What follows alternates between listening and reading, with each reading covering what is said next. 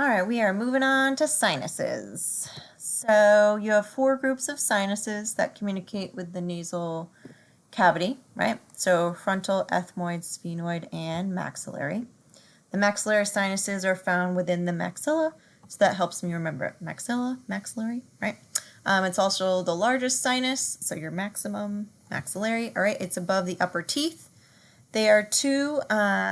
They're symmetrical, but vary in size and shape from person to person. These can be seen at birth. And the apices are at the bottom of the sinus. The communication between the sinuses and the nasal cavity is called the opening, which is the nasal meatus. Frontal sinuses, which are right up here, they're rarely symmetric. So the ones that you see, they're going to vary from person to person. This is the second largest sinus. Sometimes they don't even exist, all right? So I remember it by forehead frontal, FF. Ethmoid sinuses were right here, right between the eyes. So eyes, ethmoid, EE, that's how I remember that one. They're paired with three collections. They're in the lateral masses of the ethmoid bone, so again, another E, right? Communicate with the sphenoid sinus and the nasal cavity. Sphenoid sinuses are right here, behind the nose. So the N in the nose, sphenoid, helps me there. It's below the sella turcica. They're asymmetric, paired most often, but sometimes people only have one. And it's sometimes used as an indicator for a basal skull fracture if there's an effusion in the sphenoid sinus. This is just a cross-sectional view here. CT of the sinus anatomy, just another perspective. All right, so routines. Sinuses is definitely one where I say pay attention to your doctor's orders. Some doctors only want one specific view.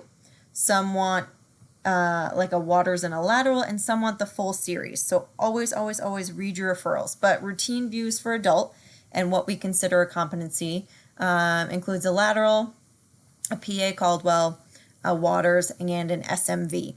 There is a special view. It's called an open mouth waters, which we do rarely. And then pediatrics for us routinely for under 18 will be a waters and lateral only unless the pediatrician specifies they just want a waters. And that happens a lot. Most kids are a waters only. So some technical considerations. I always, always clean my bucky in front of my patient. That way they see it before they put their face on there. Wash your hands, wear gloves, don't touch their face without gloves. And I always ask if there's a side of pain. If their right sinuses are really hurting, I choose to do a right lateral. I want to put the part of interest closest to the IR. KVP for us tends to be between 75 and 80, depending on equipment. The patient either needs to be standing or they can sit down on a stool, which me being on the shorter end, I find that to be much easier for me. I sit them down on a stool and I can look right over top of them to see if they're rotated or not. Horizontal beam, always, always, always never angle your tube for sinuses because we're looking for air fluid levels. AEC is not recommended. It tends to over-penetrate the sinuses because it's trying to penetrate through the facial bones as well. So try and set your own.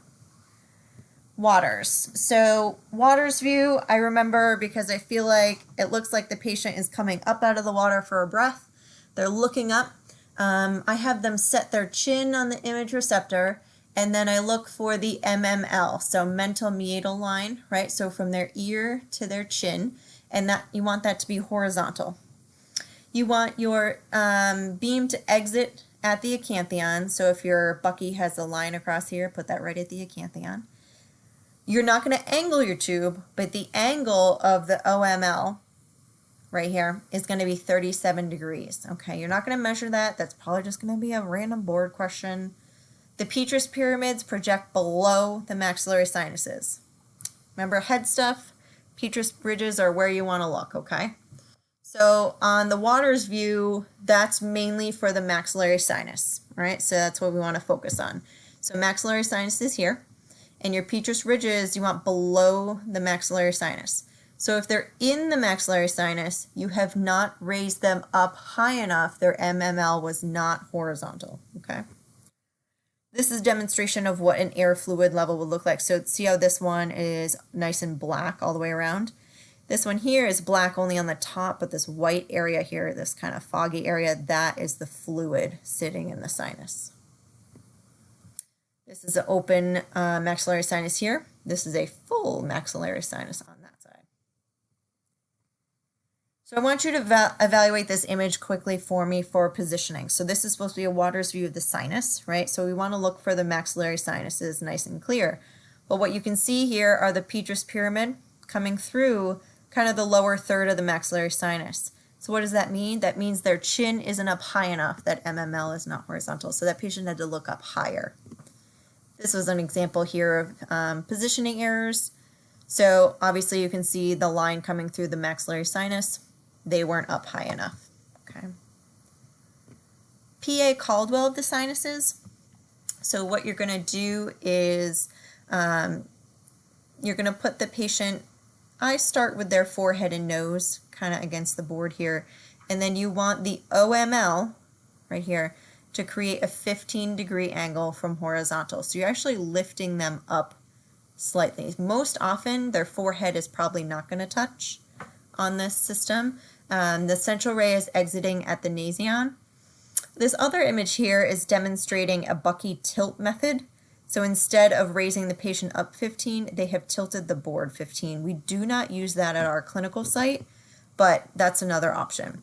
This support sponge just helps the patient stay in place. So feel free to use that if you feel like your patient can't hold the position. The PA Caldwell, we're mainly focusing on frontal and the ethmoid sinuses, and the petrous ridges are going to be in the lower third of the orbit. Really similar to that of the Caldwell of the skull, right? Demonstration here just of sinuses, clearly identified. Another pretty picture here of sinuses. SMV.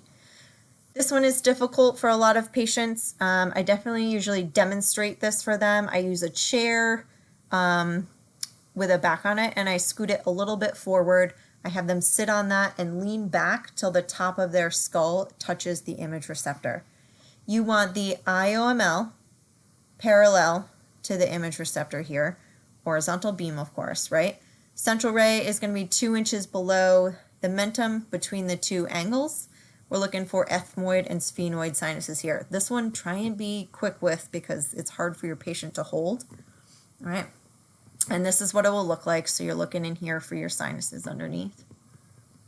Another pretty picture here. And more anatomy here. So ethmoid, sphenoid, that's your area of interest. Thoughts on positioning. So looking at this SMV attempt, right? So we can clearly see the orbits. We can see the nasal bone. We can see the teeth here. So this patient, they are not with their head up against the image receptor. So their chin is tucked down. They need to go further back, okay? If I go back to, I tend to stand right next to my patient here and look at their forehead and chin as well, and look at that alignment. So their forehead may need to tilt back a little bit more. Let me get back to where I was. Okay, and then lateral sinuses. So again, if they have a pain on one side more than the other, I try and put that side of interest closest to the image receptor. I stand my patient similar to the way she's standing. She's kind of in an oblique. I drop that shoulder back and try and bring their face as close to the image receptor as I can without rotating the patient. So you want those interpupillary lines straight on. I look right in front of my patient and try and get them in a true lateral. The central ray is going to be between the outer canthus of the eye and her EAM, so right in here. Use a support sponge if you need to, if you think they can't hold in place. This is the ideal image to see all 4 sinuses. Sphenoid sinus is the major focus of the lateral, but all 4 sinuses are demonstrated. All right, and you're going to look for lateral positioning similar to that of your lateral skull. So you have your sella turcica superimposed, your mandibular rami superimposed here. Okay, you do not need the entire skull on, so please make sure in column 8 we only need the front part here, okay, for the sinuses. Just another nice anatomy picture of the lateral sinuses. You can do a cross-table lateral sinus if you would had to do that portably. That's the only one that's the only sinus view you can do with the patient supine as a cross-table lateral. A specialty view is an open mouth waters. So position the patient really similar to that of the waters view, chin on the image receptor, looking up, except for they're going to open their mouth wide. This is going to look at the sphenoid sinuses. And usually we do this one if they can't do the SMV. All right, we'll replace it with this open mouth waters to try and get those sphenoid sinuses. Horizontal beam. So sinuses are all about air fluid levels. Any questions on sinuses will most often ask about the importance of keeping a horizontal beam. And we do a lab, and I'll do it with you all, using a coconut. So this is a straight AP view of a coconut. You can see the air is sort of evenly dispersed here, and then we do a cross-table view of the coconut where the air rises to the top and the fluid drops down below, right? So it's really important, and we'll do one with an angle, so you will see what the angle does. It'll kind of distort this clear horizontal line here. Really important. Just a little bit about sinus development, because a lot of your pediatrics, you're going to not even see the sinuses because they might not be formed yet. I think maxillary is the only one that's seen at birth. And then I think it's by 6 or 7, frontals and sphenoids start to develop. And then ethmoids around puberty, all fully developed by 17, 18, which is why we don't do a full series of sinuses on the pediatric patients. Some sinus functions, they can decrease the weight of the skull. Resonating chamber for voice. They help warm and moisten air. They act as airbags in trauma and possibly control immune system. Nasal sinuses, they're joined by the nasal cavity through the small orifices called ostia.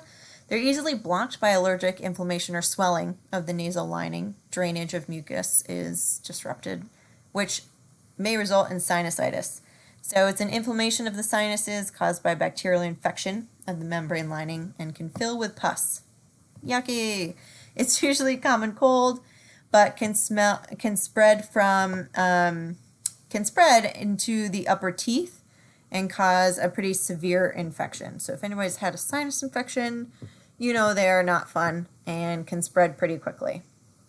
And I think that's the end of my sinuses.